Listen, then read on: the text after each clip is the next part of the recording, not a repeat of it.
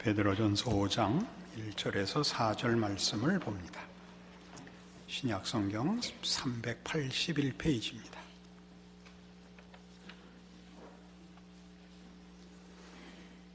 너희 중 장로들에게 권하노니 나는 함께 장로된 자여 그리스도의 고난의 증인이여 나타날 영광에 참여할 자니라. 너희 중에 있는 하나님의 양무리를 치되 억지로 하지 말고 하나님의 뜻을 따라 자원함으로 하며 더러운 이득을 위하여 하지 말고 기꺼이 하며 맡은 자들에게 주장하는 자세를 하지 말고 양무리의 본이 되라. 그리하면 목자장이 나타나실 때 시들지 아니하는 영광의 면류관을 얻으리라. 지난번엔 본이 되라 하는 문제를 가지고 우리 이 말씀 살펴보았습니다. 오늘은 주장하는 자세를 하지 마라 하는 말씀으로 이 교회에서 어른 노릇을 한다는 것이 어떻게 성경적으로 설명되고 있는지 또 우리가 따라야 하는지 확인해 보려고 합니다. 주장하지 말라 하는 것은 상대방을 강요하거나 내 마음에 들도록 억지를 부리지 말라는 뜻입니다. 이 문제를 이해하기 가장 좋게 주님께서 가르치신 마태복음 7장에 그 산상설교의 중요한 가르침이 나옵니다. 그래 가서 이 내용을 구체적으로 살펴보기로 하겠습니다. 마태복음 7장 7절입니다. 구하라 그리하면 너희에게 주실 것이요 찾으라 그리하면 찾아낼 것이요 문을 두드리라 그리하면 너희에게 열릴 것이니 구하는 이마다 받을 것이요 찾는 이는 찾아낼 것이요 두드리는 이에게는 열릴 것이니라. 너희 중에 누가 아들이 떡을 달라 하는데 돌을 주며 생선을 달라 하는데 뱀을 줄 사람이 있겠느냐. 너희가 악한 자라도 좋은 것으로 자식에게 줄 줄 알거든 하물며 하늘에 계신 너희 아버지께서 구하는 자에게 좋은 것으로 주시지 않겠느냐. 그러므로 무엇이든지 남에게 대접을 받고자 하는 대로 너희도 남을 대접하라. 이것이 율법이요 선지자니라. 기독교 자체 안에서가 아니고 바깥에서, 기독교 밖에서 기독교인들의 신앙 내용이라고 해도 좋고 성경의 가르침에서 최고의 내용으로 세상 사람들이, 세상이 평가하는 구절이 이 마태복음 7장 12절입니다. 남에게 대접을 받고자 하는 대로 너희도 남을 대접하라 하는 것이죠. 황금률이라고 합니다. 황금률. 그런데 이것이 오늘 지금 잠깐 봤듯이 7절부터 이 구하는 것과 연결되어서 또 이어서 너희가 악한 자라도 좋은 것으로 자식에게 줄 줄 알거든 하물며 하늘에 계신 너희 아버지께서 구하는 자에게 좋은 것으로 주시지 않겠느냐라는 일종의 간구와 그 응답 관계에서 결론으로 등장을 합니다. 그래서 보통 이 내용을 기도와 연결해서 주로 생각을 하곤 합니다. 그러나 이 내용은 그 기도에 관한 것보다 좀 더 폭넓은 하나님께서 그의 백성들에게 어떻게 찾아오시며 우리를 어떻게 대접하시는가와 연결된 내용입니다. 왜냐하면 이것은 7장 1절에 있는 비판에 관한 것으로부터 출발하고 있습니다. 비판하지 말라는 것은 우리가 이해하기 좋게 좀 더 쉽게 얘기하자면 정죄하지 말라는 것입니다. 그리고서 그것이 6절에 보듯이 거룩한 것을 개에게 주지 말며 너희 진주를 돼지 앞에 던지지 말라. 그들이 그것을 발로 밟고 돌이켜 너희를 찢어 상하게 할까 염려하라. 그리고 구하라 찾으라 문을 두드리라가 연결되고 남에게 대접을 받고자 하는 대로 남을 대접하라가 결론으로 등장을 하는 것입니다. 그러니까 쉽게 기도의 문제라고 생각해서는 안 되게 훨씬 주제가 좀 다르다는 걸 느끼실 겁니다. 이 내용이야말로 대표적으로 주장하지 말라는 것입니다. 주장하지 말라는 것은 인격적인 대상을 내가 강요하거나 조작하려고 하지 말라입니다. 그 가장 대표적인 내용이 거룩한 것을 개에게 주지 말며 너희 진주를 돼지 앞에 던지지 말라에 나옵니다. 주로 이 말씀은 가장 귀한 복음을 전하는 우리에게 적용하곤 합니다. 이 귀한 것을 전하는데도 저 개, 돼지가 진주가 뭔지를 몰라갖고 이렇게 그걸 거들떠보지도 않고 거절하고 되레 우리한테 그 거친 반응을 보일 때 주로 우리가 생각하고 자기에게 적용하는 구절들입니다. 그러나 여기는 전혀 그런 문제를 다루고 있는 것이 아닙니다.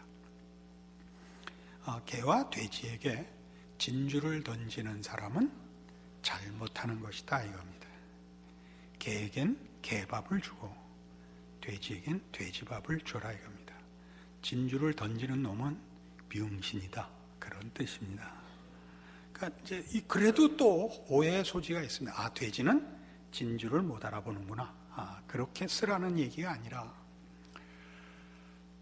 내가 진주를 줬다는 것 때문에 누구든지 항복해야 된다고 생각하지 마라 입니다.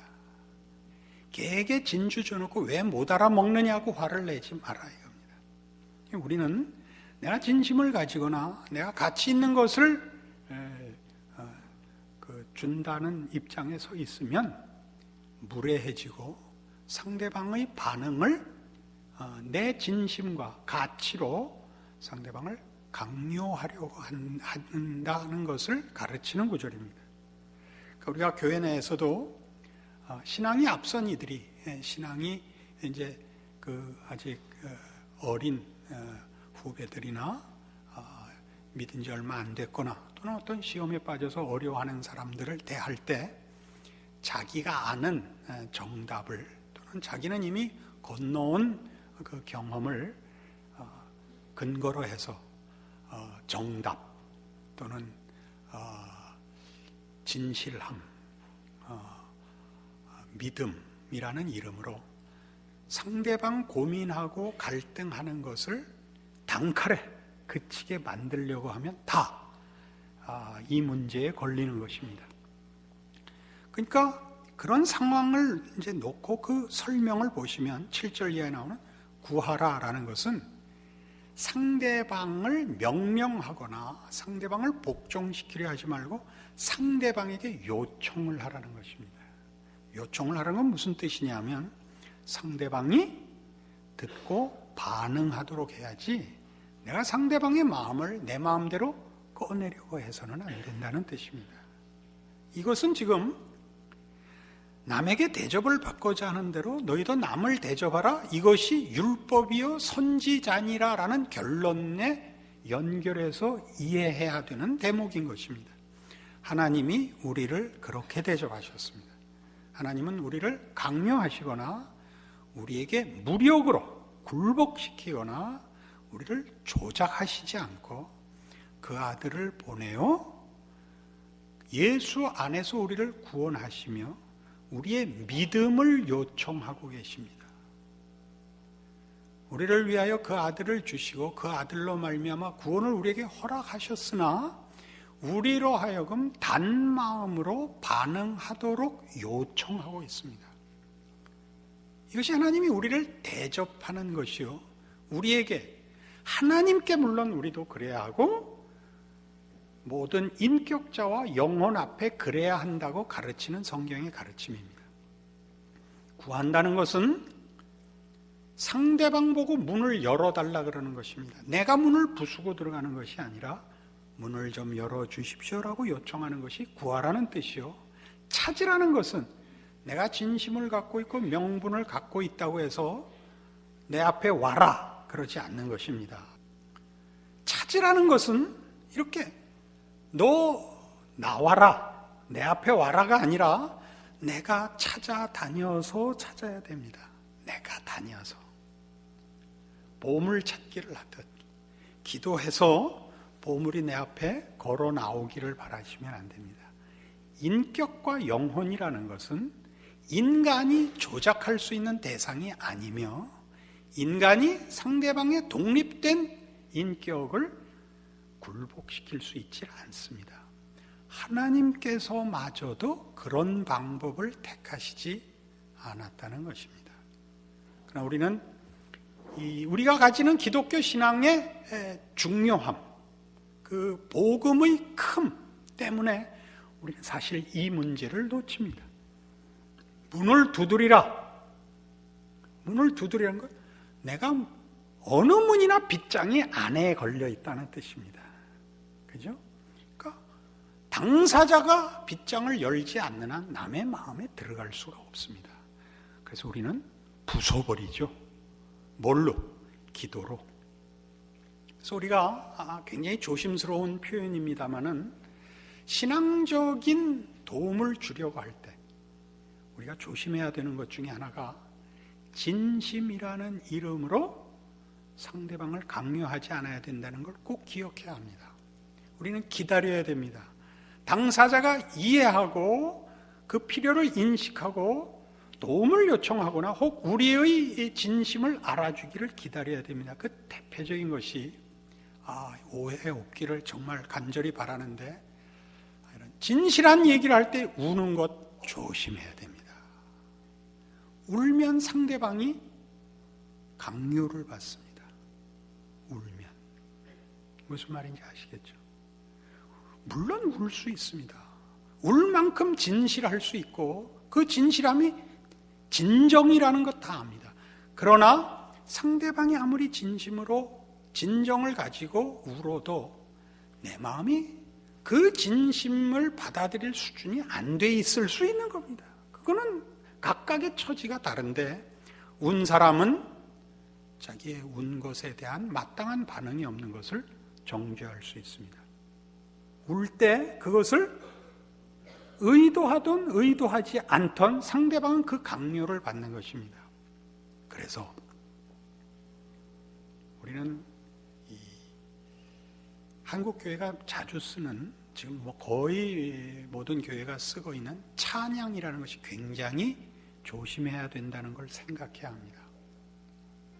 찬양하면서 찬양하는 이들이 그 감격과 기쁨에 이렇게 너무 큰 표현을 쓰면 보는 이들이 그 강요를 받습니다. 받는 게 어때서라고 하시겠지만 그 강요는 다른 일상적인 생활 속에서의 동일한 수준의 행동과 자세와 연결되어 있을 때만 그 강요가 설득의 능력을 가질 수 있습니다. 그러나 우리는 다른 모든 면에서 아무것도 안 하고 명분과 형태에서만 이 최고의 표현을 씁니다. 그러니까 또 이제 대표적인 게 목사들이 이렇게 하면 안 되는데 설교하다 찬송 부르는 거 저는 이런 시각에서는 조심하자 그러는 겁니다. 찬송을 불러버리면 목사들이 찬송 부를 만큼 그 음악성이 있는 사람은 몇 없습니다. 설교를 하지 왜 갑자기 특송을 하는 거예요? 목사님이 감동하신 거거든요, 지금. 그럼 모두가 부담을 느끼죠. 같이 울든가, 같이 꼬꾸라지든가, 아니면 수류탄을 던지고 나가든가.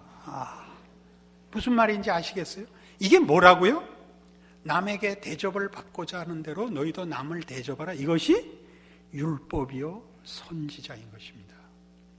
그래서 우리는 이런 중요한 성경의 가르침을 알아야 됩니다. 우리는 어느 한 인격과 관계를 맺을 때 신자가는 더욱더 그렇습니다. 그 사이에 꼭 예수가 끼도록 하셔야 됩니다. 우리는 내 진심이나 내 신앙이나 내 감격이라는 것으로 한 영혼을 예수 이름으로 내가 직접 찾아가서는 안 됩니다. 예수를 가운데 꼭 끼우십시오. 그건 무슨 얘기냐면 이 사람을 감동시킬 수 있는 건 내 믿음이 아니라 예수밖에 없다 라는 것을 인정하고 한 인격을 만나러 가야 되는 겁니다.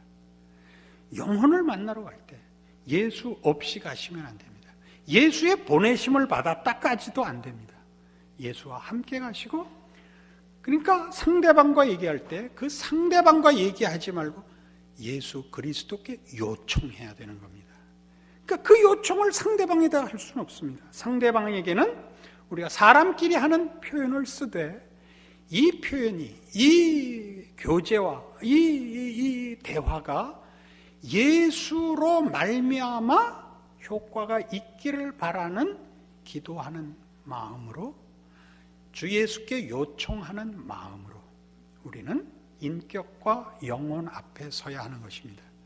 이것이 말하자면 성경이 말하는 교회 공동체 어른들이 해야 되는 중요한 자세입니다. 신앙이 오래된 이들, 쉽게 정답을 도출해내려고 하고 또 정죄하기 쉽습니다. 뭐 그까짓 것도 극복을 못했느냐라고 정죄할 수 있고, 또 그건 이거야라고 답을 쉽게 얘기할 수 있고, 이렇게 해라고 강요할 수 있습니다. 이 모든 것이 다 한 인격과 영혼에 중요한 상처를 입히고, 그 마음에 니까짓 게 뭔데 그래 라는 반발을 일으켜서 예수를 만나는 것을 방해하게 합니다. 그러니까 교회 공동체의 가장 중요한 건 이겁니다. 그러니까 교회 공동체가 예수라는 이름으로 쉽게 손 내밀어 사랑합니다라고 손잡지 말라고 제가 가르쳤습니다. 사랑이라는 말은 그렇게 쉽게 쓰는 게 아니라고. 사랑합니다라는 말을 쓰려면 둘 사이의 관계가, 교제가 어느 정도의 최소한의 과정을 가져야 사랑합니다라는 말을 하는 법이지, 뭐 오늘 막 등록했는데 갑자기 나와서 사랑합니다 하고 껴앉자 그러면 겁나지요. 그렇게 할 수 없습니다. 그렇게 할 수 없는 것은 하나님이 우리를 그렇게 안 만들었고, 우리를 그렇게 대접하지 않고, 우리에게 그 요청하시지 않습니다. 이거 꼭 기억해야 합니다. 그래서 우리는 사람과 사람 사이에서 순수한 영성이라는 이름으로 상대방을 만나는 일을 우리의 생각 속에서 빼버려야 됩니다. 순수한 영성이란 무슨 의미냐 하면, 옳다는 것, 진심이라는 것, 예수 그리스도의 이름으로 라는 단서들을 붙이면 내가 한 영혼을 찾아가 하나님의 은혜를 결과시킬 수 있다고 믿는 것을 말합니다. 그런 것은 안 됩니다. 왜 그러냐? 우리 모든 이 지상에서의 삶은 어쨌든 우리는 현실 속에 있는 겁니다. 현실 속에 있다는 건 우리는 아직 완성되어 있지 않고 환경적인 제약을 받을 뿐만 아니라 각자의 인격과 영혼이 완성되지 않은, 완성을 기준으로 얘기하는 건 너무 사실은 지나친 표현입니다. 더 현실적으로 우리는 우리 안에 긍정할 만한 것이 거의 없는 상태에서 우리는 신앙을 가지고 삽니다. 그래서 현실적인 우리의 영성의 처지는 이런 이상과 한계 사이에서 갈등하고 그 부조리 속에서 고민하는 것이 신자들의 영성입니다. 그러니까 이 영성이 어떤 현실, 어떤 제한 속에 있느냐를 무시할 수 있다고 생각하는 것이야말로 예수 그리스도의 개입을 필요 없다고 여기는 것이 되는 겁니다. 우리가 예수 그리스도를 한 영혼과 영혼 사이에 개입시켜야 하는 이유는 그분 안에서 허락된 은혜와 하나님의 찾아오심이 없이 한 영혼이나 인격이 변화될 수 없다는 걸 인정하는 것이요, 그것이 현실이라는 것을 아는 신앙입니다. 그래서 우리는 누구를 만나든지 우리가 어떤 때는 괜찮을 때도 있습니다. 어떤 때 어떤 일에서는 괜찮을 때도 있지만 거의 대부분, 그 나머지 대부분에는 우리는 믿음을 갖고 있고 고백을 갖고 있는 것만 세상과 다르지 별반 차이 없는 존재입니다. 우리는 우리를 이만하면 괜찮다고 생각할 수 있는 사람은 지상 생활 속에서 아무도 장담할 수 없는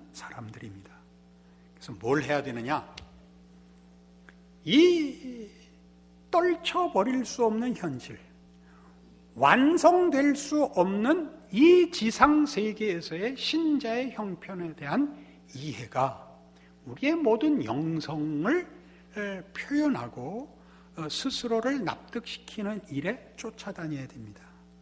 그래서 이 일이 어떤 것으로 표현되느냐 하면 웃어야 되는 겁니다. 웃는다는 것은 우리의 한계를 용서하는 것입니다. 인정하는 것입니다. 그럼 웃을 수 있습니다. 그러나 이런 현실을 놓고 우리가 믿음이라는 이름으로 또는 열심이라는 이름이나 진지함이라는 이름으로 우리가 완벽할 수 있다고 믿으면 당장 뭐가 사라지느냐 하면 웃지 못하게 됩니다. 거기는 무서운 선생님만 남게 됩니다. 이해하시겠죠? 나쁜 표정들을 짓고 계십니다.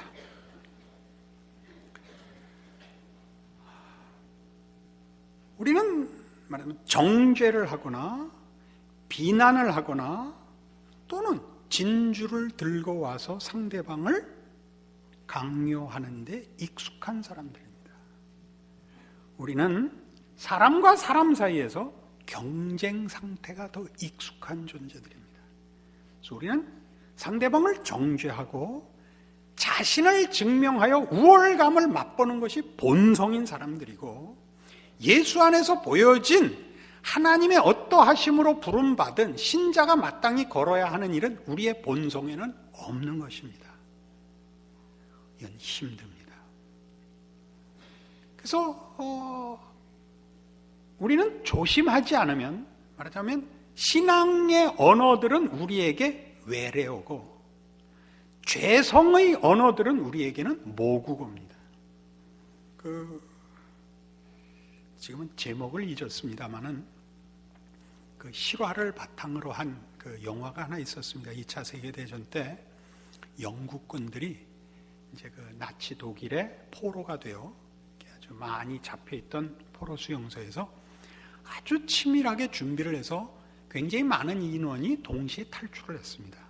그러니까 그 담요와 죄수복을 가지고 포로 이런 뭐 옷가지들을 가지고 나치 사람들이 구별할 수 없는 그 민간 복장을 만들고 뭐 그 여행 허가증을 만들어 가지고 또 독일어 잘하는 사람들만 주로 해가지고 탈출을 시켰습니다. 그리고 이제 나중에 그 탈출 사실을 알게 되어 인근 도시들을 이제 비밀 경찰들이 이제 단속을 하는 겁니다. 여행자들을 수색하는데 이제 주인공인 장교 둘이 민간인 복장을 잘 차려입고 이제 가짜 그 허가증 위조한 걸 들고 시외버스를 타는데 비밀 경찰이 와서 검문을 합니다. 완벽하지요. 말도 완벽하고 돌려주면서 이렇게 말합니다. 글럭. 그러자 주인공이 모국어거든요. 땡큐. 글럭. 그러자 땡큐. 나하고 그 자리에서 잡히는 그런 장면이 있었습니다. 우리는요, 순간적으로 반응하면 예외 없이 이게 나갑니다. 노력해야 됩니다. 말할 때, 행동할 때, 판단할 때 우리는 다 예수를 앞에 놓고 해야 됩니다. 사람과 사람이 우리는 직접 맞부딪히면 안 됩니다. 이것이 성경이 말하는 주장하지 말라는 것입니다. 그래서 고린도전서 1장에 오시면 이렇게 중요한 사도 바울의 이런 중요한 우리 자신을 가르치는 말씀이 있습니다.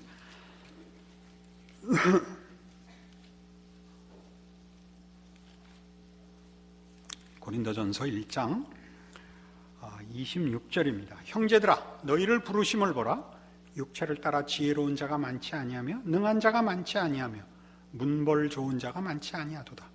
그러나 하나님께서 세상에 미련한 것들을 택하사 지혜 있는 자들을 부끄럽게 하려 하시고 세상에 약한 것들을 택하사 강한 것들을 부끄럽게 하려 하시며 하나님께서 세상에 천한 것들과 멸시받는 것들과 없는 것들을 택하사 있는 것들을 폐하려 하시나니 이는 아무 육체도 하나님 앞에서 자랑하지 못하게 하려 하심이라. 아무 육체도 하나님 앞에서 자랑하지 못하게 한다는 것은 우리가 얻은 구원과 우리가 가진 믿음과 믿음 안에서 허락된 예수 안에 부름을 받은 신자의 어떤 내용들은 다 세상에서 얻은 것이 아니며 생내적인 것에서부터 출발하여 결실한 것이 아니다라는 뜻입니다. 우리 중에 우리가 신앙적인 내용에 있어서 우리가 누구에게 충고할 것이 있고 누구에게 자랑할 것이 있다면 내가 만든 것 같이 굴지 마라 이겁니다. 자랑하지 못한다는 것은, 자랑은 언제나 그 결과가 자신에게 원인과 이유가 있어서 결실되었을 때 자랑하는 겁니다. 나는 했다 이겁니다. 너는 안 했다. 이것이 자랑이 되고 안 한 자를 정죄하는 근거가 됩니다. 우리가 가진 것들은 다 예수 안에서 은혜로 얻은 것이요 하늘로부터 주어진 것입니다. 그것이 이 가르침입니다. 그래서 30절, 너희는 하나님으로부터 나서 그리스도 예수 안에 있고, 예수는 하나님으로부터 나와서 우리에게 지혜와 의로움과 거룩함과 구원함이 되셨으니 기록된 바 자랑하는 자는 주 안에서 자랑하라 함과 같게 하려 함이라. 그러니까 왜 주 안에서 자랑이죠? 우리가 예수 안에 있다는 게 무슨 뜻이죠? 예수 안에서 허락된 것입니다. 우리에게 허락된 모든 것, 신령한 것에 관한 한, 생명과 진리와 거룩에 관한 한, 하나님께서 예수 안에서 준 것 외에 다른 데서 얻은 것이 없습니다. 그러니까 자랑하려면 주 안에서 자랑해야 되는데, 주 안에서 자랑하려면 우리가 주 안에 있는 것은 주께서 나를 위하여 죽으심으로 우리가 그 안에 포함될 수 있는 것입니다. 우리는 자랑과 정죄가 있을 수 없다는 것이죠. 이게 신앙의 내용입니다. 오늘날 한국 교회는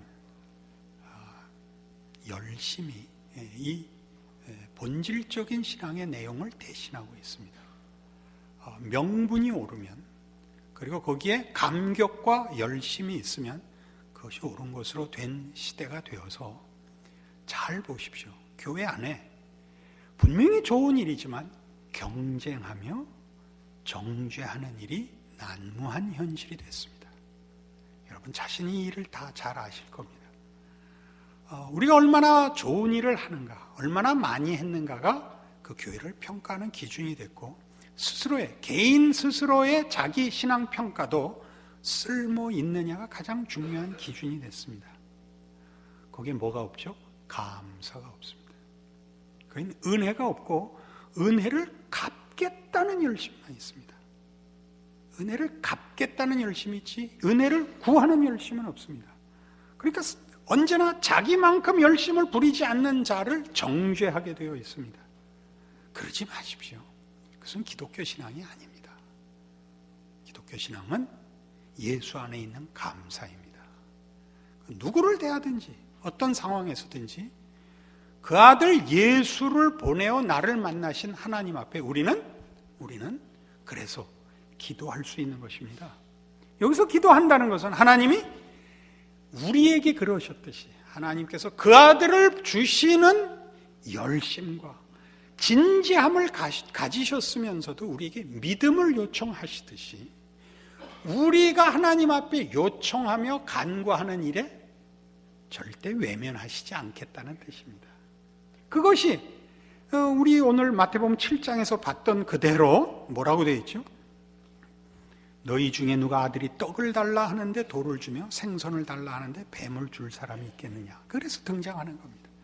하나님이 우리와 어떤 관계를 맺고 있는가 보십시오. 당신이 우리에게 요청을 구하듯이 우리도 하나님 앞에 요청을 구하며 그 요청에 대하여 외면하지 않을 것을 약속하십니다.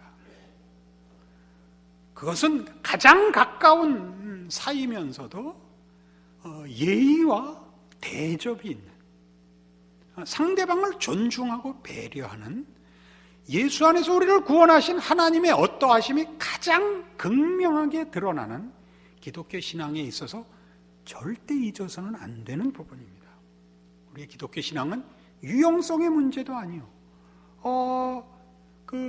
충성 헌신의 경쟁도 아니요, 누가 더 진지하냐의 싸움도 아니라 하나님과 우리 사이에 믿음과 사랑이라는 이름으로만 설명되는 인격과 인격이 나누는 참으로 긴밀하고도 놀라운 관계에서의 신앙인 것입니다. 이것을 믿음의 공동체가 실천해내야 됩니다. 자기 자신을 위하여, 그리고 하나님께서 불러 함께 신앙생활하게 한 모든 믿음의 권속들을 위하여 우리가 예수 안에서 얻은 신앙이 무엇인가를 방법과 명분에서만이 아니라 본질에서 그 가장 중요한 인격적 관계라는 가치의 대접에서 피력해낼 수 있어야 참으로 기독교 신앙은 그 신앙을 영위하는 자와 그 신앙을 대면하는 자에게 막강한 힘을 발하게 되는 것입니다. 여러분 모두가 어떤 신앙의 대접을 받고 있느냐를 아는 오늘의 이 말씀이기를 바랍니다. 기도하십시다. 하나님 아버지 은혜를 감사합니다. 우리의 신앙 고백과 우리의 믿음이 하나님께서 우리를 어떻게 대접하여 어떻게 우리를 예우하여 허락된 것인가를 생각했습니다. 하나님이 우리를 대접하셨듯이 우리도 우리 이웃을 대접하며 하나님을 대접해야 옳습니다. 그것은 하나님이 우리를 하나님의 형상대로 만들어 인격과 인격으로, 영혼과 영혼으로 만나시고 대접하시는 참으로 고급하고 자랑스러운 영광의 교제입니다. 이 가치를 우리의 조급함이나 우리의 욕심으로 깨는 일이 없게 하옵소서. 우리의 거칠고 사나움이 하나님께서 예수 안에서 우리를 만나주신 참으로 깊고 놀라운 영적 교제와 인격의 만남을 손상시키지 말게 하옵소서. 우리 자신을 위하여, 우리를 통하여 주께서 찾아가시는 영혼을 위하여 우리가 삼가게 하옵소서, 절제하게 하옵소서, 겸손하게 하옵소서. 예수님 이름으로 기도합니다. 아멘.